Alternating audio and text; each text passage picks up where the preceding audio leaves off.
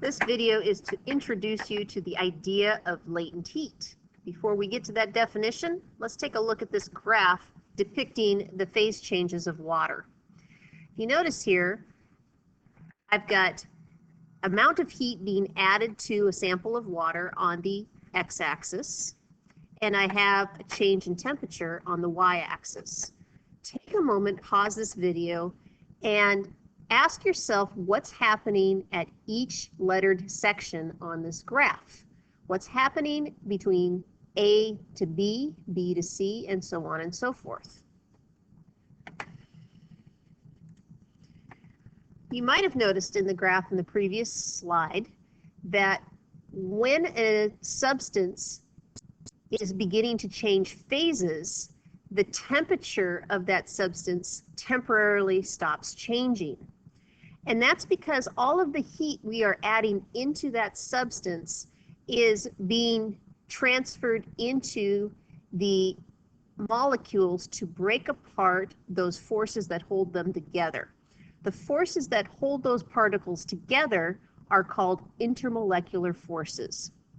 So here's your first definition to write down.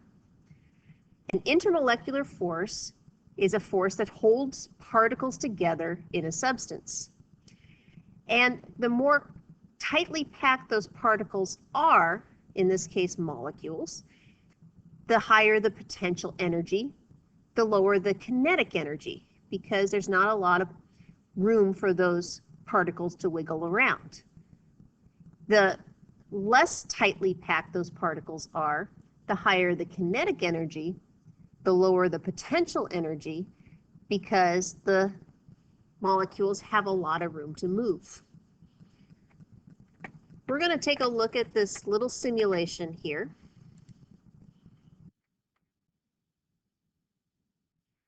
You notice here, before I hit play, you have a picture depicting some water molecules. And you will see that the oxygens are always represented by red. The hydrogens are always represented by white. And here's a great example right here of a water molecule, because water is H2O, has 2 hydrogens and 1 oxygen.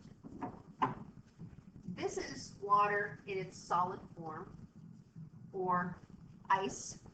And I know it is because all of those water molecules are packed rather tightly together into this beautiful lattice form. A lattice form that will later cause the formation of snowflakes, which we can talk about a little bit later on. If I hit play here, I'm going to begin to add heat to this sample of water, and very slowly as I add heat, you'll notice that over time the water molecules will start to gain thermal energy, which will transfer to kinetic energy. And here they go. So here's the water molecules as they begin to heat up.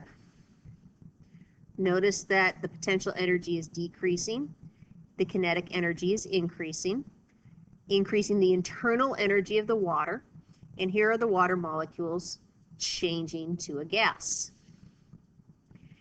And so that's the highest point where they have the most kinetic energy and the least amount of potential energy.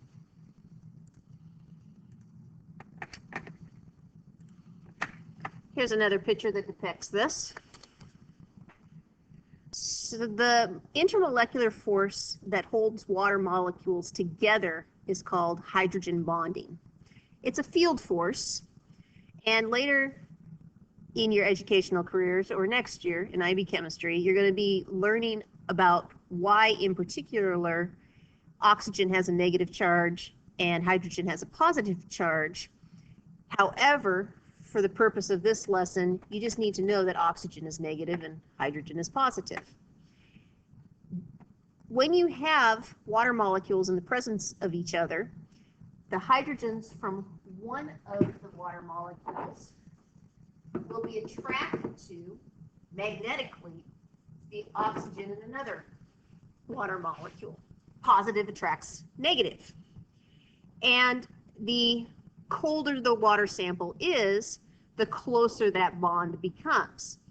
The warmer the sample is, the further away that bond is, and the more likely that sample will be to be a gas. Hydrogen bonding is the strongest type of intermolecular force between two or more nonmetals. There's a bunch of different types of intermolecular forces, but for the purpose of this, you just need to know about hydrogen bonding.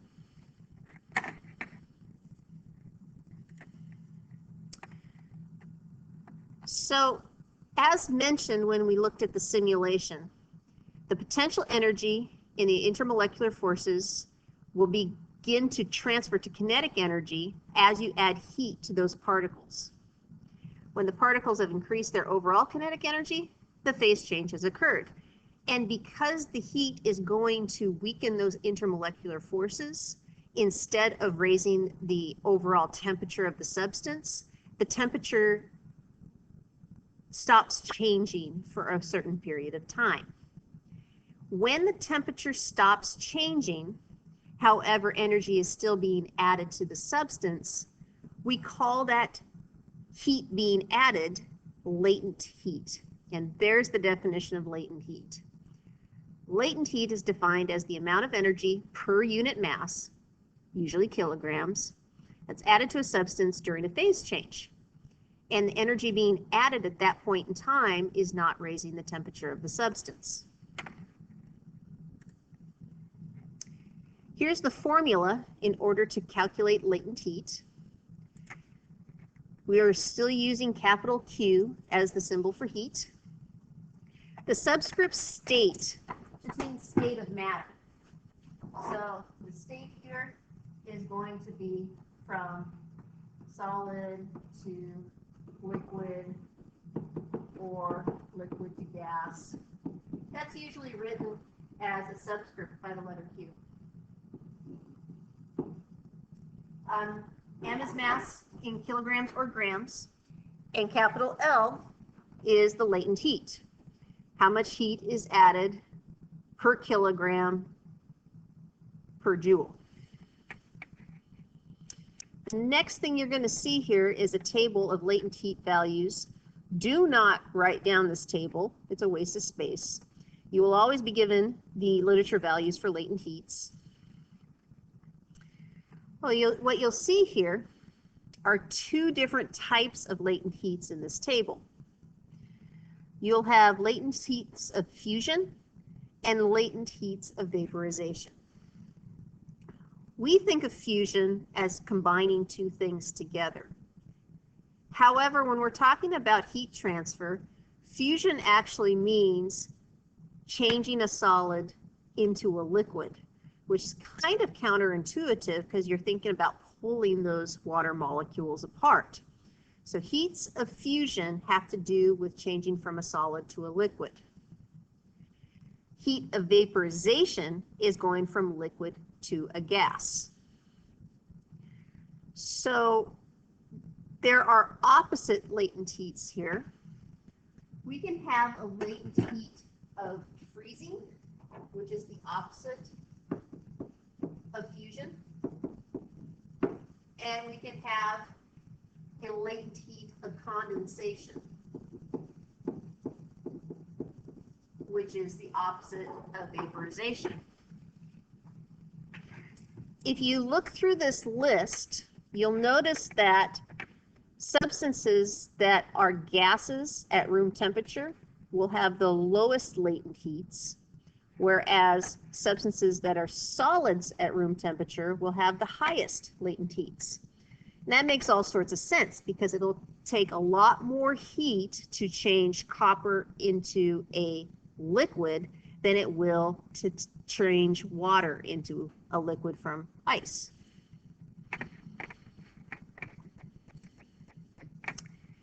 So again, here are these definitions of heat of fusion. Remember, fusion isn't bringing together in this case. Fusion means changing from a liquid to a solid or a solid to a liquid. And if I'm going from a liquid to a solid, my latent heat of freezing would be negative. Latent heat of vaporization is going from a liquid to a gas, or the latent heat of condensation is going gas to a liquid. One important note here is that all of these latent heats are calculated at standard pressure of 1 atmosphere. When you get into gas laws next year in chemistry, we're going to change the pressure around. However, in physics this year, just assume that the pressure is not changing. Here's an example question, like you will find on page 319, number 1 through 5. It says, how much less energy is needed to convert 50.0 grams of solid aluminum to a liquid compared to converting 50.0 grams of liquid aluminum to gaseous aluminum? So there's going to be two calculations here. You're going to do the amount of heat needed to go from a solid to a liquid, and you're going to need the amount of heat needed to go from a liquid to a gas. Both of these have the formula, the mass times the latent heat. And since the table that I gave you gives the mass in, let's see, in kilograms, the first thing I'm going to do with these problems is change my grams to kilograms. So I'm going to say for both of these, the mass of 50.0 grams. Move that decimal 3 places over to the left. That's going to turn into 0.0500 kilograms. I'm going to fill those into both of these equations here.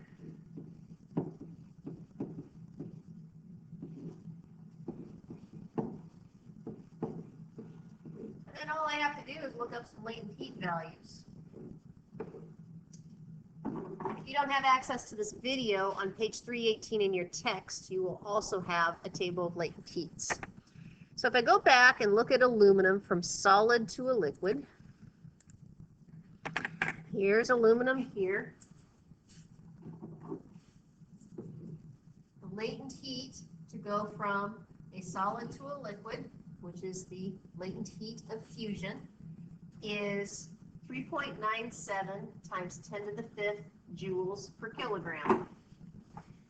And the latent heat to go from a liquid to a gas is 1.14 times 10 to the 7th joules per kilogram.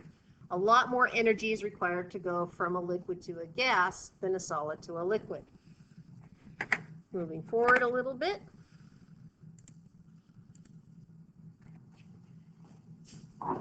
This is going to be 3.97 times 10 to the 5th. And we have to go back a couple because I've already got the value, 1.14 times 10 to the 7th.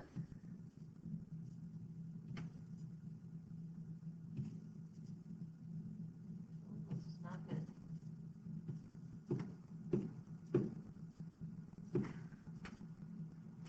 Son of a...